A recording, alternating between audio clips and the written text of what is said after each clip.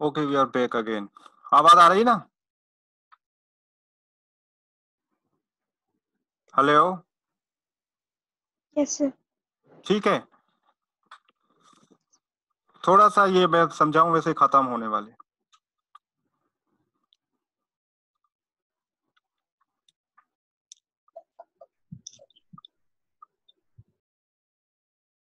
Okay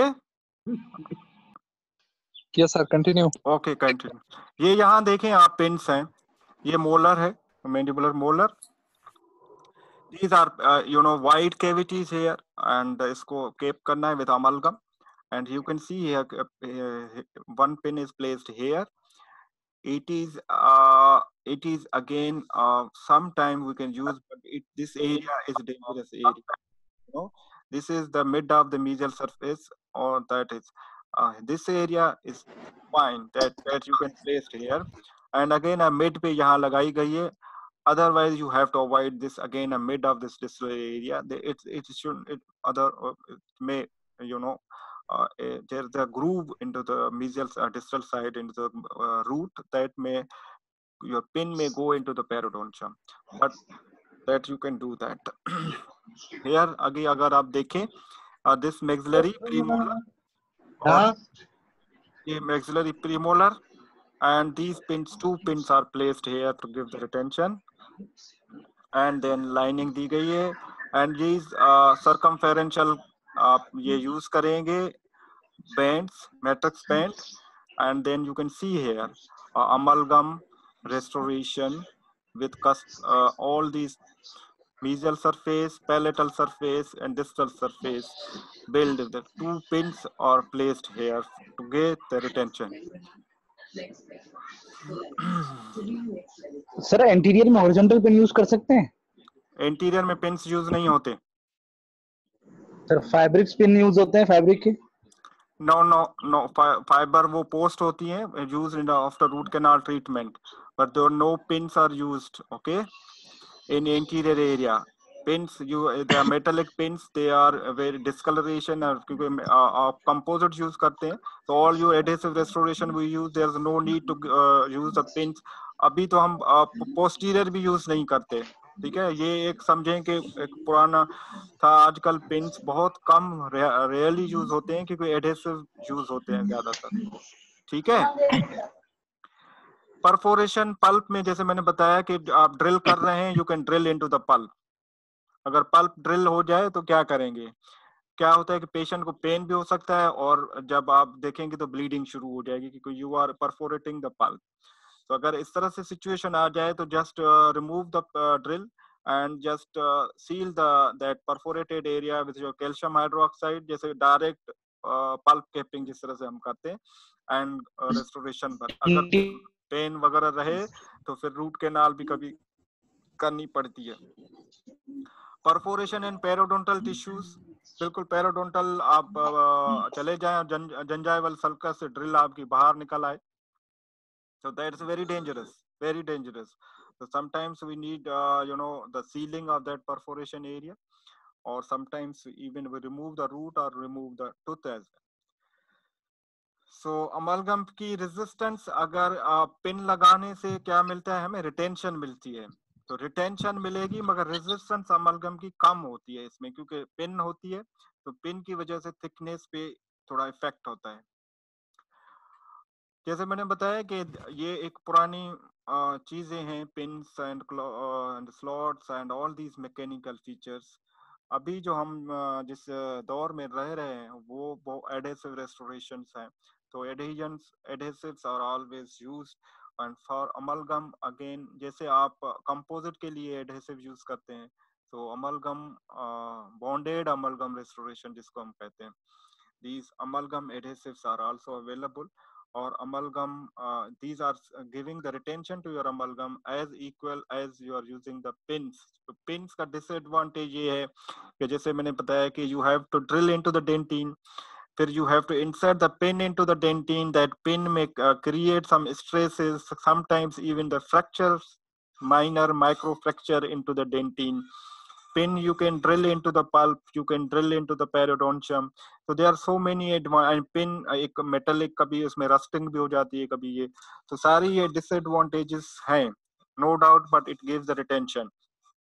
But then same equal retention you can get with using these bonding agents under the amalgam restoration. These are same bonding agent as using for composite. फर्क सिर्फ है कि composite तो mechanically bond करता है, ये थोड़ा chemically micro mechanically. वो तो कंपोजिट क्योंकि रेजन्स होते हैं बॉन्डिंग एजेंट्स में भी, कंपोजिट में भी रेजन होते हैं, तो वो तो एक केमिकल बॉन्ड हो जाता है। मगर अमलगम जो है वो मेटालिक रेस्टोरेशन है, तो इसमें ये रेजन्स हम यूज करते हैं। मगर रेजन्स जब अप्लाई करते हैं on cavity which you are this, जैसे आप कंपोजिट अगर आपने किया हो कभी, तो बॉन्डिंग एजेंट लगाते हैं, अब एचिंग करके डेंटिन बॉन्डिंग एजेंट्स लगाते हैं और उसके बाद लाइट क्योर करते हैं। तो ये जो है वो केमिकल क्योर होते हैं। तो बिफोर क्यूरिंग हम इसमें अमलगम जो है कंडेंस कर देते हैं। तो अमलगम जो है इसकी जो रेजिन्स हैं it flow inside the amalgam, और जब वो self cure chemical with after 2 to 3 minute वो रेजिन्स सेट हो जाते हैं, तो अमलगम को एक मैकेनिकल रिटेंशन देते हैं और डेंटिन के साथ भी वो बॉन्ड कर देते हैं। तो दिस हाउ ये जब आगे मैं जो नेक्स्ट मेरा लेक्चर होगा वो होगा डेंटिन और एनामल एडहेजन पे, तो उसमें मजीद आपको मैं बताऊंगा कि ये एडहेसिव्स कैसे काम करते हैं। और एडहेसिव रेस्टोरेशन आजकल हम कर रही एडहेसिव रेस्टोरेशन रहे हैं, वो डायरेक्ट रेस्टोरेशन हो या इनडायरेक्ट रेस्टोरेशन हो। तो एडहेजन पूरा एक चैप्टर है आपके इसमें जो आपका टेक्स्ट बुक है, तो एडहेजन नेक्स्ट टाइम हम शुरू करेंगे।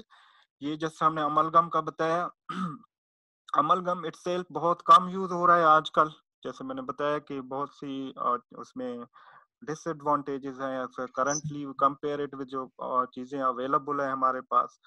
तो अगर स्ट्रेंथ वाइज देखी जाए तो फिर हमारे पास इनडायरेक्ट रेस्टोरेशन आजकल है, जिसमें सिरामिक ऑनलेस हैं, कंपोजिट ऑनलेस हैं, केड केम सिस्टम्स हैं। आजकल डेंटिस्ट्री बहुत एडवांस हो गई है, तो और डायरेक्ट रेस्टोरेशन में जाहिर है वो यूज्ड कंपोजिट मोर ऑफनली 90%, और अभी तो तकरीबन कहीं 100% कंपोजिट यूज होता है for posterior for anterior.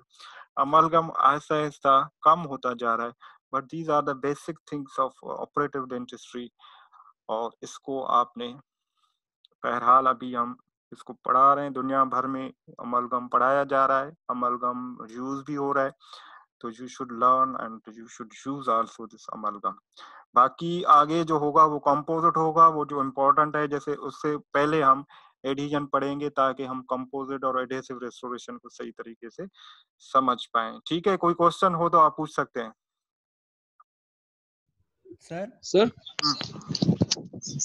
Sir हमें पता है ना कि जो एचिंग होती है ना सर, और मैकेनिकल मीडियम प्रोवाइड करता है रिटेंशन के लिए, तो तब हम अमलगम के लिए एचिंग क्यों नहीं करते सर? वही तो है ना, ये जो अभी मैं आपकी स्क्रीन अभी नजर आ रही है आपको? जी सर। Yes sir.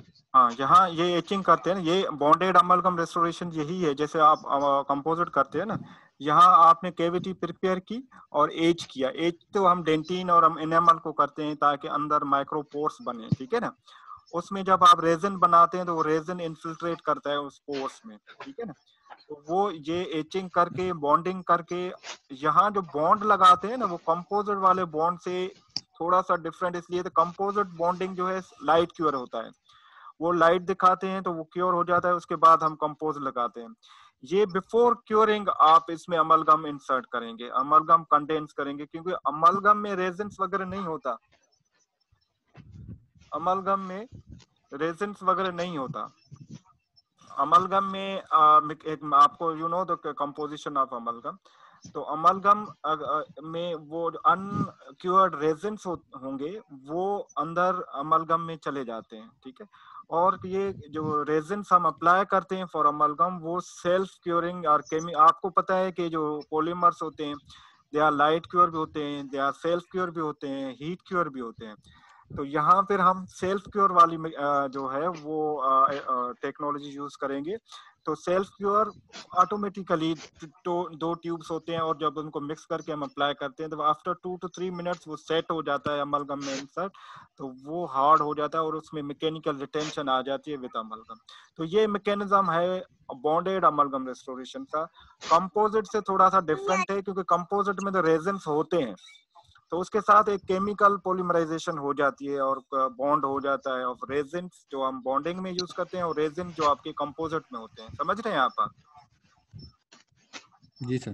ठीक है ना। तो यहाँ ये बॉन्डेड अमलगम रेस्टोरेशन बिल्कुल यूज करते हैं, एचिंग करते हैं, बॉन्ड करते हैं और अमलगम करते हैं, बिल्कुल करें। मगर थोड़ा इसमें सेल्फ क्यूरिंग और chemical curing bonding agents use करते हैं। यहाँ ड्यूअल क्यूर भी यूज करते हैं। ड्यूअल क्यूर ये होता है जिसमें आपको सेल्फ क्यूर भी होता है और लाइट क्यूर भी होता है। ठीक, जहाँ आपको लाइट, क्योंकि मेटल होता है ना अमलगम, तो लाइट पास नहीं होती, तो अगर लाइट दिखाएंगे तो वो सब जो बॉन्डिंग है वो क्यूर नहीं होगी, कहीं कहीं जहाँ से एक्सपोज होगी वो हो जाएगी। मगर उसमें ड्यूअल क्योर ये होगा कि जो रिमेनिंग अंदर इनसाइड अमलगम रेजिन होगा वो सेल्फ क्योर हो जाएगा। तो ड्यूअल क्योर का मतलब है कि self curing and light curing दोनों। समझ रहे हैं आप?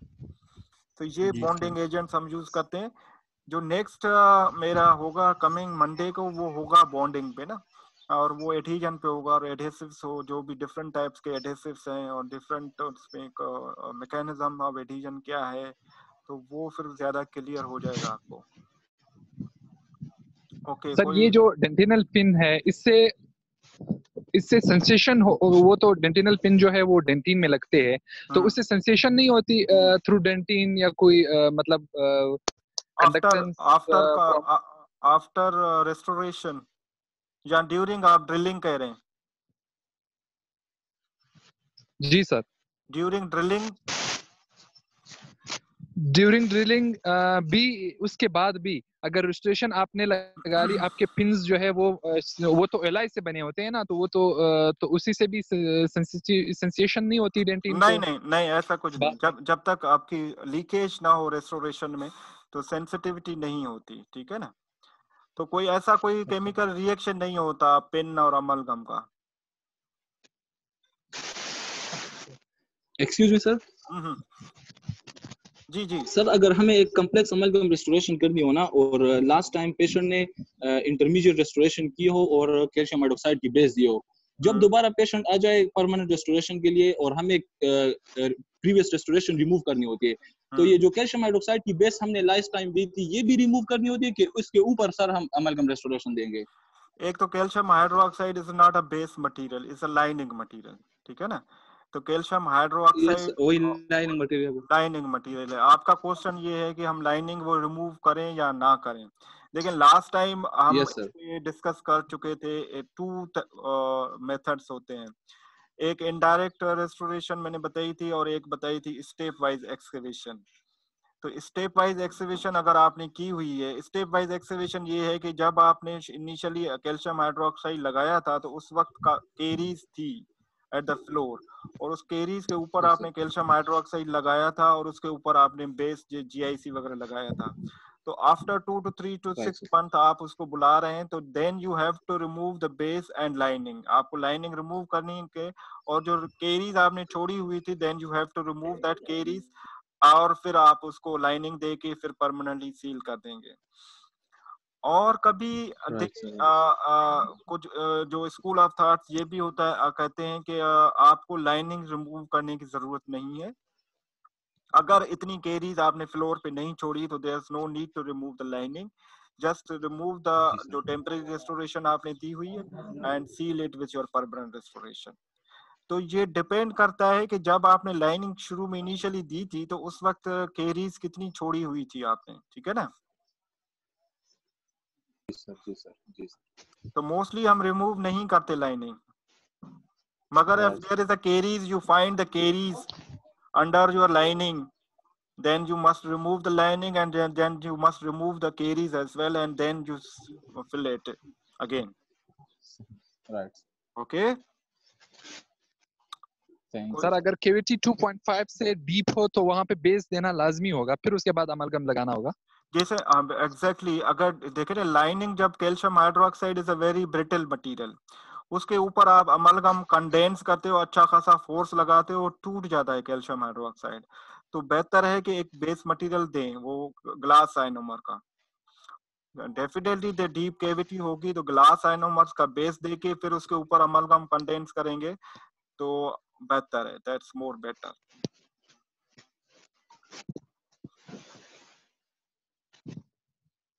Thank you sir. Okay, thank you so much. Yes sir. अच्छा, ये एक और मैं आपसे, ये तो हम 3 अगर लेक्चर कर दें, अभी 2 हो रहे हैं ना डे में। नहीं सर, 3 पॉसिबल नहीं है सर। क्यों, क्या हुआ? सर वो सर नहीं हो सकते सर, 2 क्लास भी बहुत होते जाते हैं। हम सैटरडे को भी सुनते हैं, बहुत मुश्किल से। थक जाते हो 2 क्लास अटेंड करके? पूरा दिन क्या करते हो? सर खुद की नमाज पढ़नी है सर। मोबाइल में सर और नेटवर्क कनेक्शन भी सही नहीं है यहाँ पे। और सर रोजाना सर 100 रुपए की लोड करते हैं सर, पैकेज एक्टिवेट करते हैं। हाँ सर, भी नहीं है सर, भी नहीं मिल रही है। 3 ले ले सर, 3 ले ले। शर्जील को नजर भी नहीं आता सर। शर्जील का कुछ करो यार, गरीब को नजर नहीं आ रहा तो उसको सर उसका चश्मा टूट गया है, शेयर करो। चश्मा टूट गया है गरीब का। सर वो कोरोना को दिख रहा है, लॉकडाउन की वजह से सर नया नहीं ले पा रहा, वो टूट गया चश्मा उसका। ये हम हर चीज का मजाक बना रही है सर, ये किसी बात को सीरियस नहीं ले हर रही। चीज का नहीं, तुम्हारा ही बना रहे हैं मजाक। नहीं हर चीज का नहीं सर, कोरोना का भी 2G पैकेज करवाता है तो ये मसला होगा ना। सर आपने बोला था कि शर्जील तुम कहाँ रहते हो? सर ये गिद्दू में। नहीं, थर में रह रहे हो, क्योंकि बहुत कंप्लेन आ रही है कि नेट का इशू आ रहा है वहाँ।